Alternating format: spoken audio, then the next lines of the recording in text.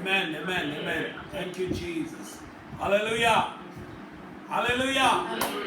परमेश्वर का हम धन्यवाद करते हैं, परमेश्वर का हम धन्यवाद करते हैं, उसकी महिमा करते हैं। आइए हम अपने वचनों में हम जाएंगे, अपनी अपनी बाइबलों को हम ले लेंगे। हमारा परमेश्वर महान है, सर्वशक्तिमान है। आइए अपने बाइबलों को हम अपने हाथों में ले लेंगे, परमेश्वर के वचन में हम जाएंगे। Let us read the word of God. Thank you, Jesus. Hallelujah. Hallelujah.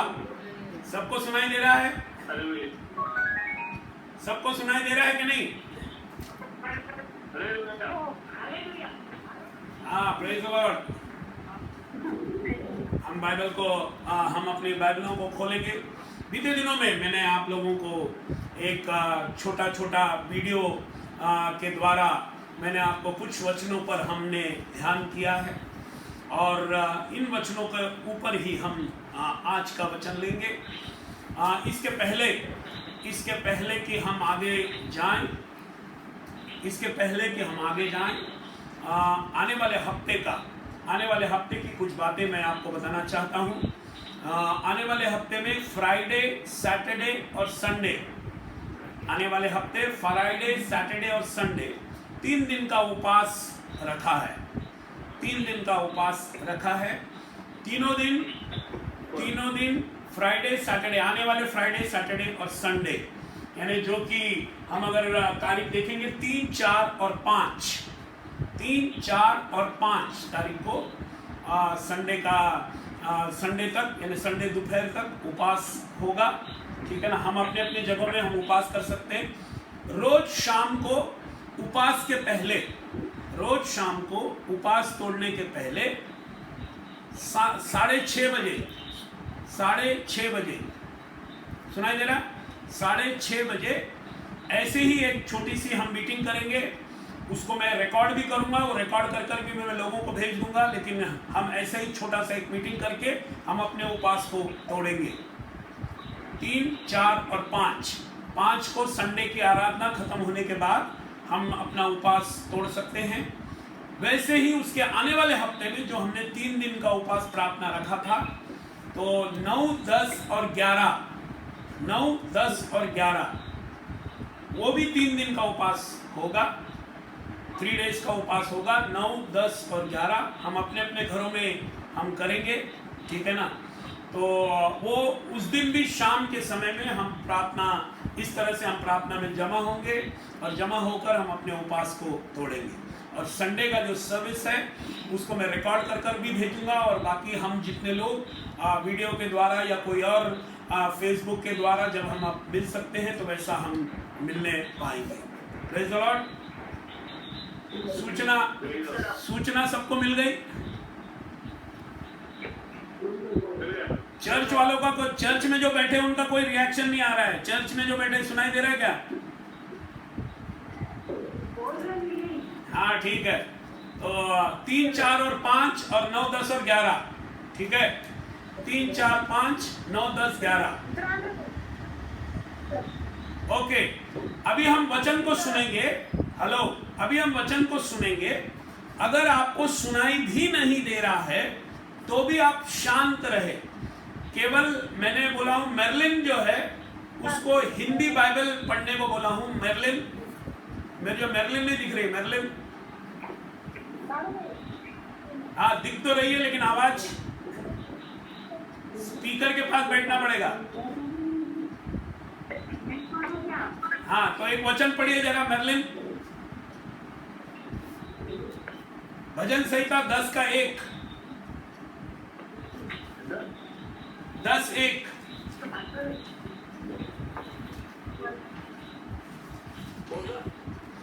भजन संहिता 10:1।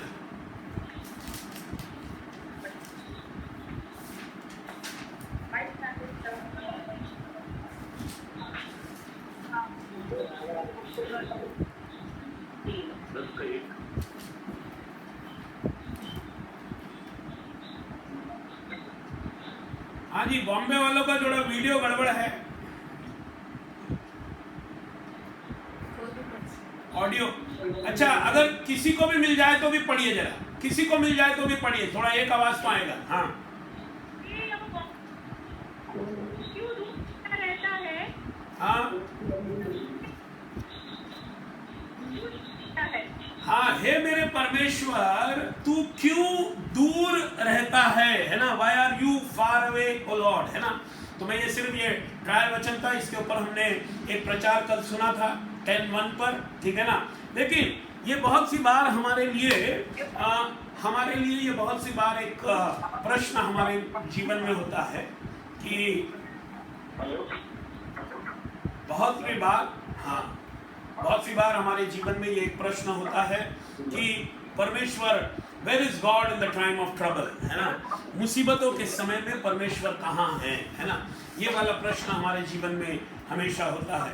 ये प्रश्न जो हमारे जीवन में होता है, जब हमारे जीवन में परेशानियां, मुसीबतें और तकलीफें जब हमारे बीच में आती है, तो ये मुसीबत के समय में हम परमेश्वर को पुकारते हैं।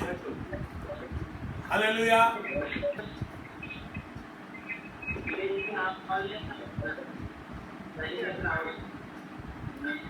हेलो, आप लोग सब अपनी आवाज को म्यूट करेंगे तो मेरा आवाज कैसे?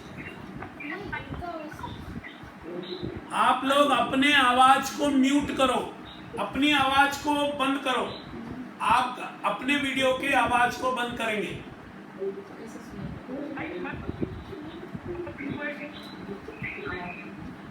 हाँ ठीक है, ओके। सुनाई दे रहा है? सुनाई दे रहा है सबको? सब लोग अपना हाथ ऊपर करो जिनको सुनाई दे रहा है। सुनाई दे रहा, हाथ ऊपर करो जितने लोगों को हाँ सुनाई दे रहा है। चर्च वालों ने किया है, दत्ता ब्रदर किए हैं, हाँ ठीक है। वसई वाले दोनों परिवार है ना, हाँ कनकराज परिवार का हाथ नहीं दिख रहा है। Okay, praise the Lord. परमेश्वर का हम धन्यवाद करते हैं। हमारे ब्रदर दत्ता ने वीडियो बंद कर दिए हैं, वीडियो चालू कीजिए। ओके, जब परेशानी मुसीबत हमारे जीवन में आती है तो हम पीपल वंडर, है ना, हम लोग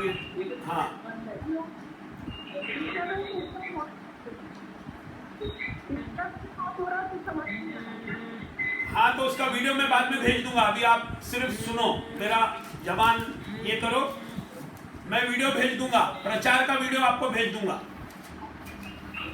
अभी जितना समझता है समझ लो, मैं प्रचार का वीडियो बाद में भेज दूंगा आपको, ठीक है। Okay, praise the Lord, hallelujah. हाँ, आप केवल अभी मेरे को देखो, बस मेरे मुंह को देखो बस। Okay, praise the Lord, hallelujah hallelujah. परमेश्वर का हम धन्यवाद करते हैं, है ना। जब मुसीबतें हमारे जीवन में आती है तो तब हम परमेश्वर को ढूंढते हैं और हम सोचते हैं कि परमेश्वर हमारे जीवन में क्या कर रहा है। Is God with us? क्या परमेश्वर हमारे बीच में है या नहीं? क्या परमेश्वर हमारे इस पूरी दुनिया के कंट्रोल, उसके हाथ में वो कंट्रोल है या नहीं? और जैसे मैंने कल कहा था कि हमारा परमेश्वर हमेशा हमारे ही संग रहता है।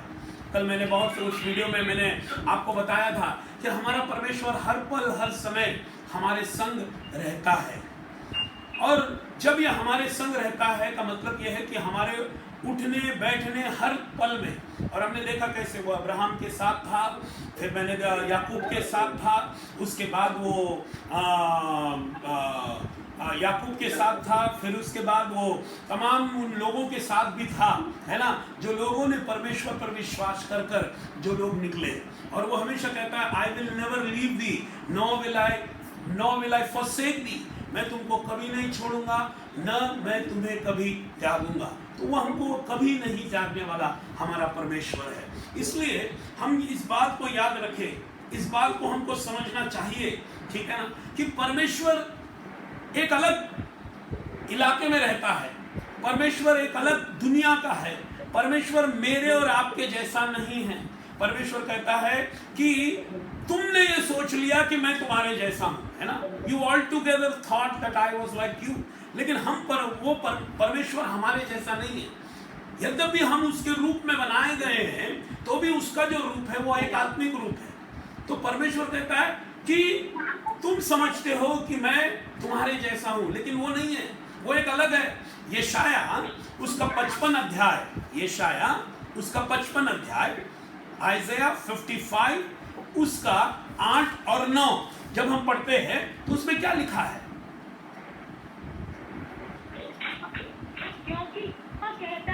क्योंकि वो कहता है, हाँ, विचार और तुम्हारे विचार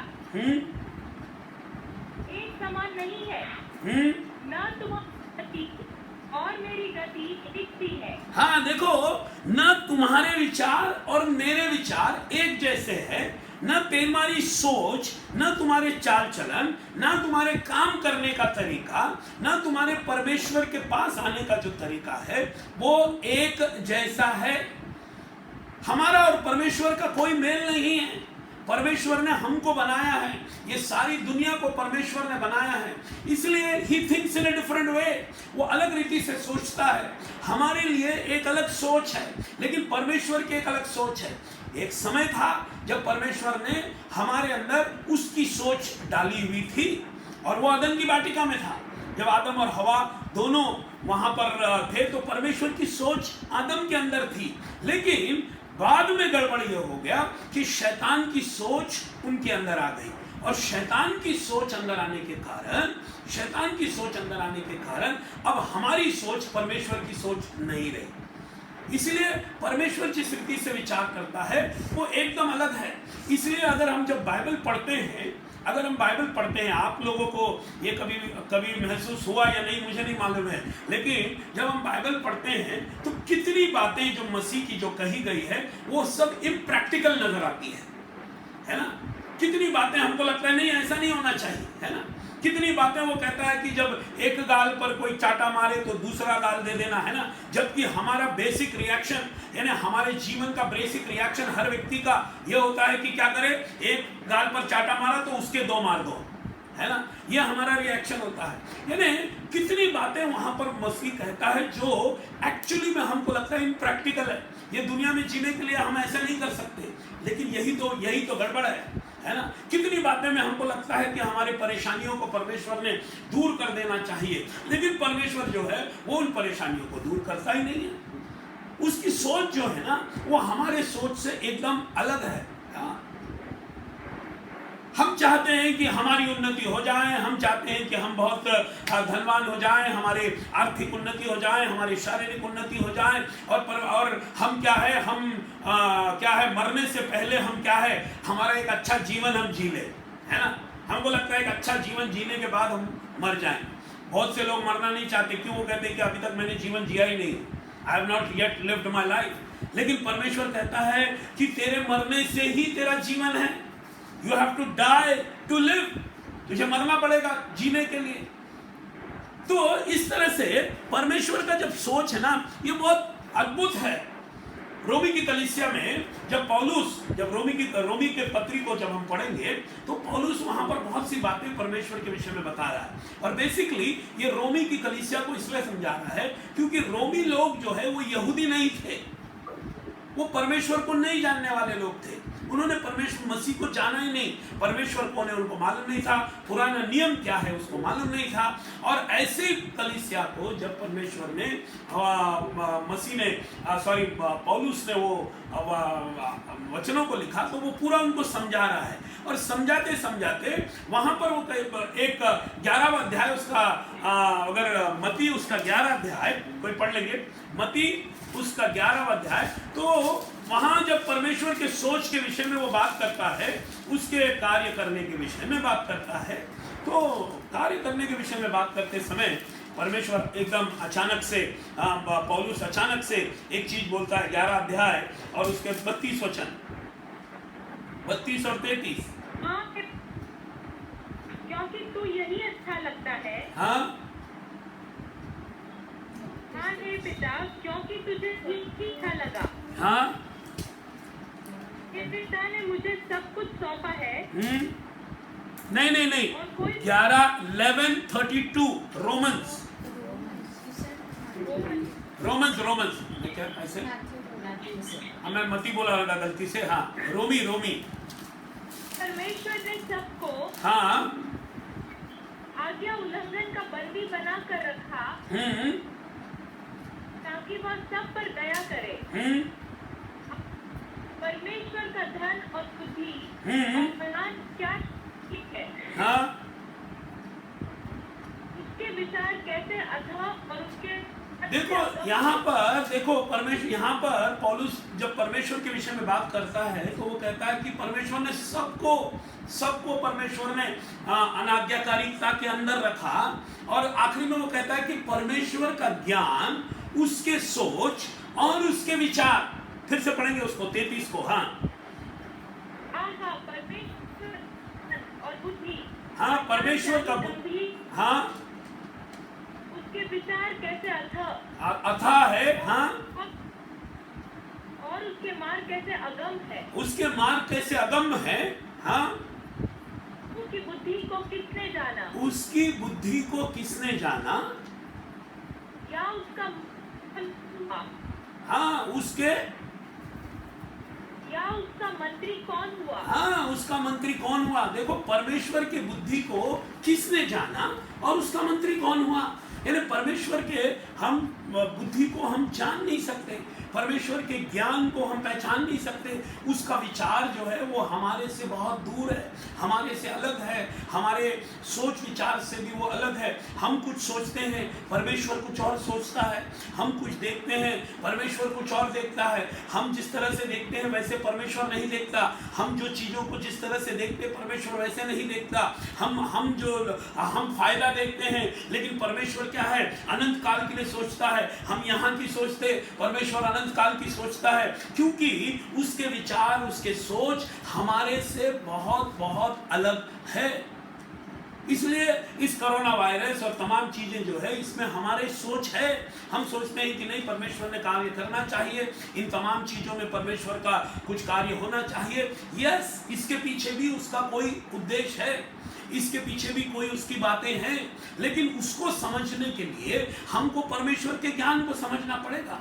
और इसलिए परमेश्वर की तमाम बातों को हम जब वो घटती है तब नहीं समझ पाते हैं, क्योंकि परमेश्वर जो है ना वो अंत को पहले से ही जानने वाला परमेश्वर, और इसलिए कि वो पहले से ही अंत को जानता है तो वो परमेश्वर अपने हिसाब से कार्य करता है। हमको परमेश्वर का क्या ज्ञान है ये जब वो पूरा हो जाएगा तब मालूम पड़ता है। जैसे दाऊद को मालूम पड़ा।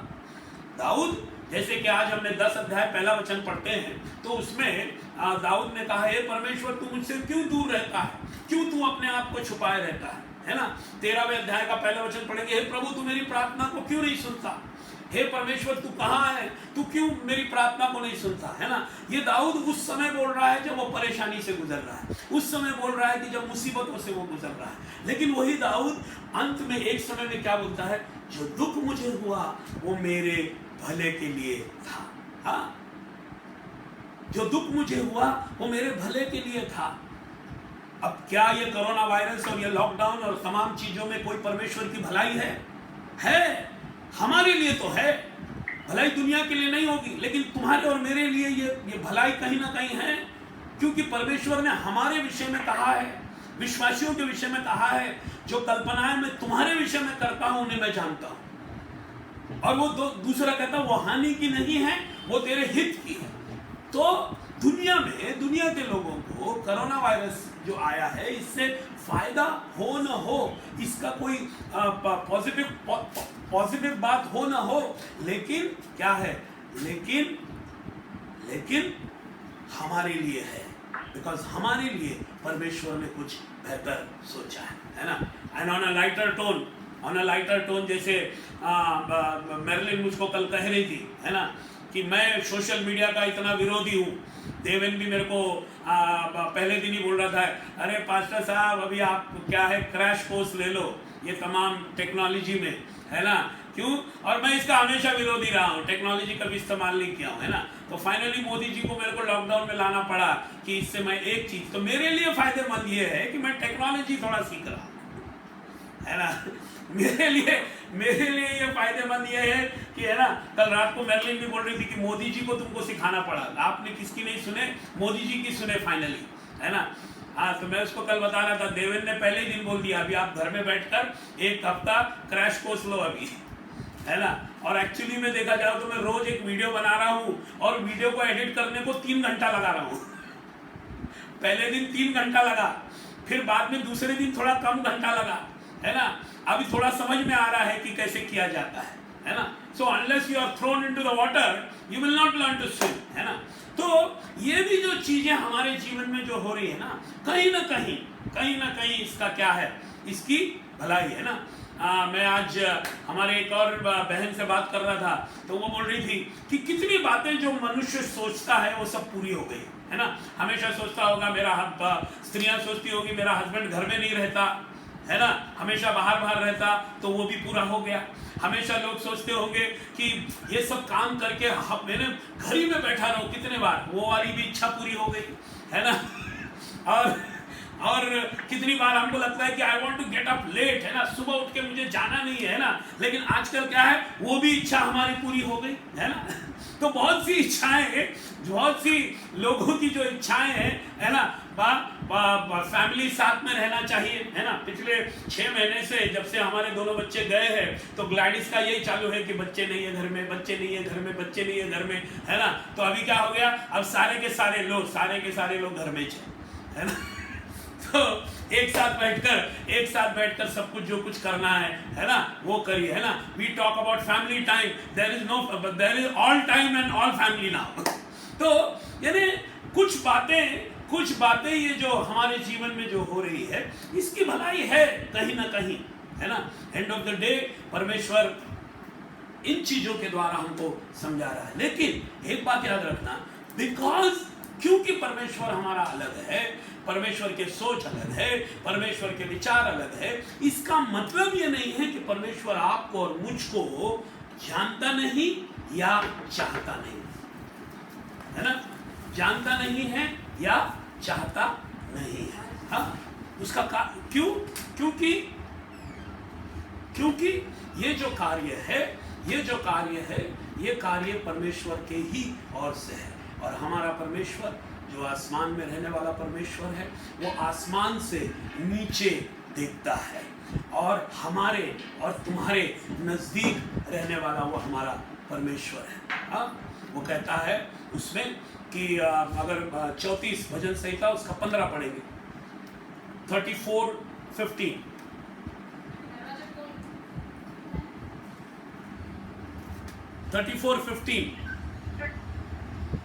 भजन संहिता 34:15, हाँ। यहोवा की आंखें धर्मियों पर है और उसके कान भी उनको दोहाई और लगे रहते। हाँ, यहोवा की आंखें धर्मियों पर है, हाँ। पढ़िए हाँ हाँ की दोहाई की ओर लगते। हाँ, यहोवा की आंखें धर्मियों की ओर है और उसके कान भी उसके दोहाई की ओर लगे रहते हैं, समझ रहे ना। तो यहोवा की आंखें क्या है, धर्मियों की ओर लगी रहती है और उसके कान उनकी दुहाई की ओर लगे रहते हैं। परमेश्वर हमारा यूँ कहता है कि यद्यपि वो आसमान में रहता है तो भी उसके कान हमारी ओर लगे रहते हैं, तो भी उसकी आंखें हमारी ओर लगी रहती है। He wants to see कि हम क्या कर रहे हैं। यद्यपि हम दूर चले जाएंगे तो भी परमेश्वर की आंखें हमारी ओर लगी रहती है।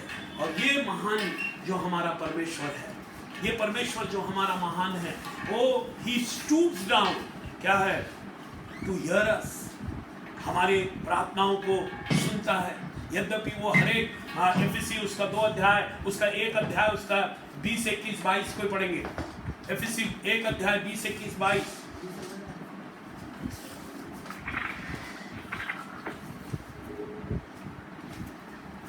और प्रेरितों पर कोने का पत्थर मत, नहीं, एफएससी 1 20, 21, 22। हाँ, यस, 122।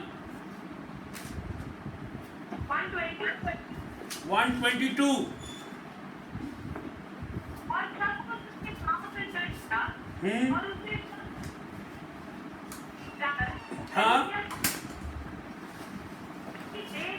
हाँ की परिपूर्णता।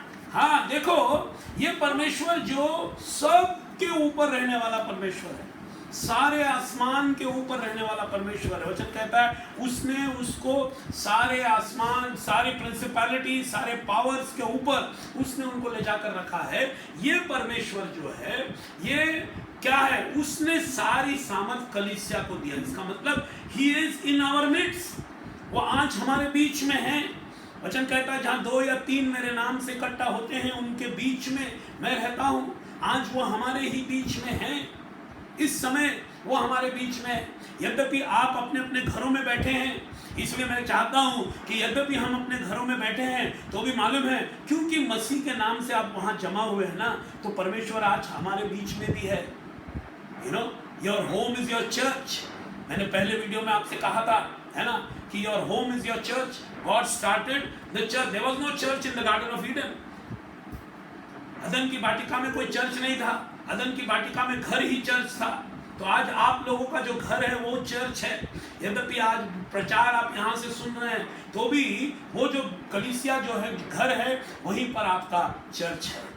और इसलिए उस जगह पर जहाँ जमा हुए हैं वहाँ परमेश्वर की उपस्थिति भी है। That is why you have to even sit respectfully in your own house, you know, even nicely in your own house. Just because in your own house, तो हम कैसे भी बैठे, कैसे भी रहे, क्यों मालूम? क्योंकि God is there in your midst. अभी अगर आपके उस घर में कोई बड़ा आपका ऑफिसर घुस जाए तो क्या आप ऐसे ही बैठे रहेंगे जैसे कि आप बैठे तंगड़ी पे तंगड़ी डाल के, है ना? No, you will sit quite nicely because God is in your midst.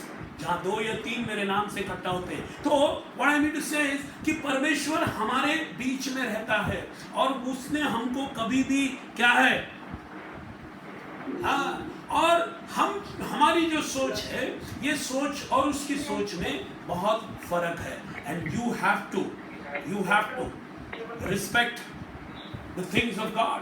हमारे को लग रहा है कि प्रॉब्लम है, हमको लग रहा है कि ये सब लॉकडाउन है, इसमें क्या होगा, लेकिन परमेश्वर अपने लोगों के लिए वो मार्ग बनाता है ना। ये टेक्नोलॉजी ये भी परमेश्वर ने अपने लोगों के लिए बनाई है।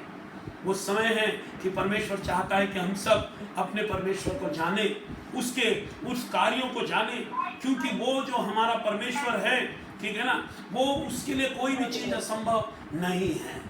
He is not somebody जो कि इन तमाम चीज़ों पर जय पा नहीं सकता, वो तमाम चीज़ों पर जय पाएगा।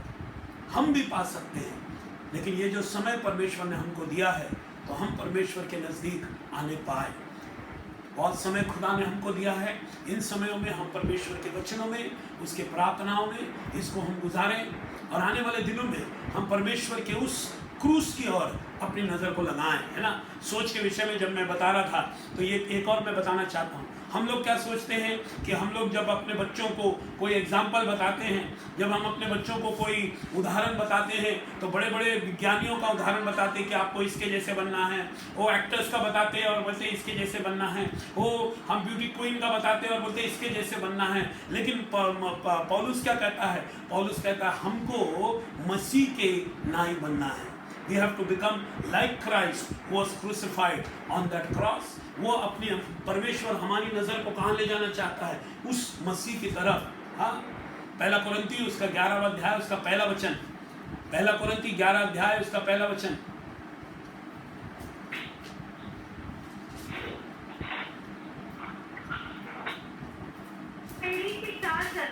मेरी सी चाल चलो, हाँ, जैसा कि मैं मसीह की चाल चलता हूँ, है ना। मेरी चाल चलो जैसा कि मैं मसीह की चाल चलता हूँ, है ना। ये जो पैंडेमिक जो आया हुआ है, ये जो पैंडेमिक आया हुआ है, इसका हमको बहुत आजकल क्या है कि व्हाट्सएप के कारण हमको बहुत सारे न्यूज़ उसमें मिलते हैं, है ना। बहुत सारी बातें उसमें हमको पता चलती है।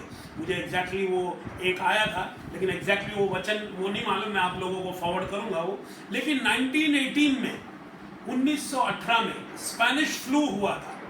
1918 में स्पेनिश फ्लू हुआ था। तो उस स्पेनिश फ्लू के समय में बहुत से लोग नियरली कहते हैं कि there are more than 2 million people died in that Spanish flu, ठीक है, विच केम इन 1918 में।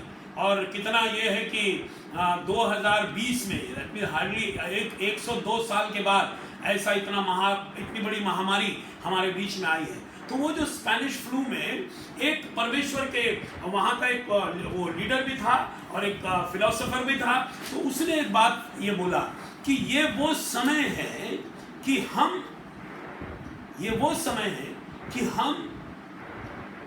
अपने आप को जांचे कि हमारा जीवन, विश्वासियों का जीवन जो है वो उस खड़क पर है या नहीं जो कि मसीह है। You know, are we building our lives on the rock of Christ? क्या हमने अपने जीवन को बनाए हैं? ये वो समय है कि when we are sitting at home, जब हम घर में बैठे हैं, बहुत काम तो हम कर सकते हैं, लेकिन वी हैव टू थिंक कि ये जो इतने साल हमारे जीवन में हमने गुजार दिए हैं, तो ये सारे जीवन में ये क्या है? यू नो, क्या हमारा जीवन हमने जो भी अभी तक जिया है, ये क्या मसीह के लिए हमने जिया है? This is the time to think, this is the time to pray. ये समय है कि हम सोचें, ये समय है कि हम प्रार्थना करें, ये समय है कि अपने आप को हम क्या करें, अपने आप को परमेश्वर के नज़दीक में हम लेकर आने पाए और अपने आप को हम जांचें कि am I in the Lord. मैंने कहा था बीते हफ्ते में, है ना, कि सवाल ये नहीं है कि परमेश्वर हमारे संग है या नहीं, सवाल ये है कि क्या हम परमेश्वर के संग है या नहीं। We have to rethink whether we are in the presence of the Lord, whether we are walking with the Lord. क्या हम परमेश्वर के संग में चल रहे हैं क्या नहीं, ये सोचना हमारे लिए ज़रूरी है। क्या हमारे जीवन में जिन चीज़ों को हमने महत्वपूर्ण रखा था, है ना, आगे रखा था, किसी के जीवन में काम आगे था, आज काम बंद करके घर में बैठे हैं, किसी के जीवन में कुछ और चीज़ें आगे थी, है ना, सब प्रायोरिटी अब खत्म हो गई। अब हमको देखना है कि क्या परमेश्वर को हमने अपने जीवन में प्रायोरिटी दिया है, क्या उसको मुख्यत्व दिया है, और अगर नहीं दिया है तो ये वो समय है कि उसके विषय में हम सोचें और उसके विषय में हम क्या है अपने आप को जांचें। ज़रूर ये वो दिन है जब हम मसीह के मृत्यु के विषय में हम सोचते हैं। हमारा परमेश्वर ने जगत से ऐसा प्रेम किया कि अपने इकलौते पुत्र को दे दिया। ये वो जगत है, इस जगत को वो आसानी से नाश होने नहीं देगा, ये बात हमको याद करना है। और जब हम परमेश्वर के सम्मुख में आते हैं तो इस बात को भी हमको याद रखना है, अगर परमेश्वर को ये सारी दुनिया को नाश करना होता तो वो नूह के समय के जैसे वो नाश कर देता, लेकिन वो समय में भी हम याद करते हैं कि नूह और उसका परिवार मिलकर 8 लोगों को और सारे जानवरों को उसने बचाया है। तो हमारा परमेश्वर जो है वो दयालु है। ज़रूर ये डिफ़िकल्ट समय है, ज़रूर ये मुसीबत के समय है, लेकिन इन समयों पर भी परमेश्वर हमको ये मौका देता है कि हम अपने आप को जांचें और we think again where we are in our spiritual life. हमारे आत्मिक जीवन में हम कहाँ हैं, हमारी स्थिति कहाँ है, इसको हम जानें। आने वाले दिनों में, इस एक हफ्ते में हम उपवास में जाएंगे, प्रार्थना करेंगे, हम उपवास में जाएंगे, प्रार्थना करेंगे, और ये प्रार्थनाएं हमारे एक एक दिन हम एक एक इलाके के एक एक चीज़ों के लिए हम उसको डेडिकेट करके हम प्रार्थना करने पाए। हाँ, और तमाम लोग जो दुनिया में कोने कोने में हैं, ये सब हमारी प्रार्थनाओं के द्वारा बचेंगे, ये आपको विश्वास करना है। तो इसलिए आने वाले दिनों में हम परमेश्वर की स्तुति करें, उसकी तारीफ करें। मसीह के उस मृत्यु को, जो महान कुर्बानी उससे दी है, इसको लोगों ने बहुत कम समझा है, इसको लोगों ने कम गिना है, इसी के कारण आज ये परेशानी में आई है। लेकिन हम उस मसीह को हम सबके आगे रखने पाए। आइए अपने सरों को झुकाएंगे, परमेश्वर के हम सम्मुख में आएंगे। मुझे तो ब्रदर शालेम नज़र आ रहे हैं, अपना हाथ दिखाइए, आप मेरे को सुन रहे हैं? तो ब्रदर शालेम के साथ एक धन्यवाद की प्रार्थना हम करने पाए।